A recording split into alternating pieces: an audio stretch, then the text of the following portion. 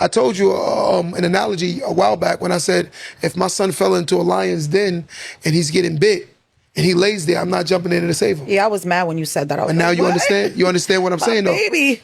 Yeah, but if my son fell into a lion's den, if he's fighting back, I'm willing to jump in and fight with him, because now I'm willing to die in honor of us honoring, giving my life to somebody that was willing to give his life and fight for his life. Yeah. I'm not willing to fight for somebody that's not willing to fight for their life when their life is in danger. I'm not willing to go lose my resources for a man that has nothing, because he has nothing. He hasn't built himself up to the point where it's even me worth risking myself. So when sometimes I say real men walk away, it's not that we're scared of you, it's because we know we got more to lose from a crash out.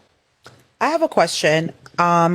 And to everyone in the chat, everyone here, why do we think that... Let me just explain that. Somebody said, what the F? Let me explain exactly this analogy before I pass. Okay. I'm sorry. My son has to be willing to fight for himself. If my son is willing to fight for himself, I'm willing to go to their limits with him. Right. If my son gets into something, let's say he's in a bad predicament, I want to see his reaction opposed to always being codependent on my reaction. Because then that person will always be codependent on my reaction, right? In order to build a man's self-confidence, you got to see the decisions that they make in situations that are uncomfortable. I don't know if the lion's den is a good example. But it's the perfect analogy, because it's an extreme where your life is in danger. So if my son jump up, I'm not saying he's going to beat the lion, but the fact of the matter is he's willing to fight that lion. And if he's willing to fight that lion, I'm jumping into the den with him. We're going to fight the lion together. So if he's not fighting, you going to let him get killed? He has to be. That's what you chose. You got to have a warrior spirit to be a man. In order to be a man, you got to at least be willing to defend yourself. Some men aren't like that. No, but they said that. I didn't say that. They got to still be willing to defend themselves.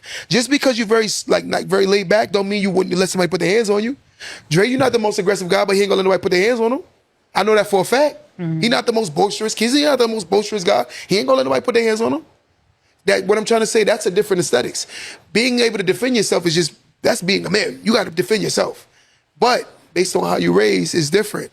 But if my son is not willing to fight for himself, I don't see what's the point. Yeah. Because he should have that in him where I'm in danger, I should be trying to get myself out of this. And if I'm not willing to, he will never become a man. Never. He looking over at me. You the one in the den. You the one in hot water.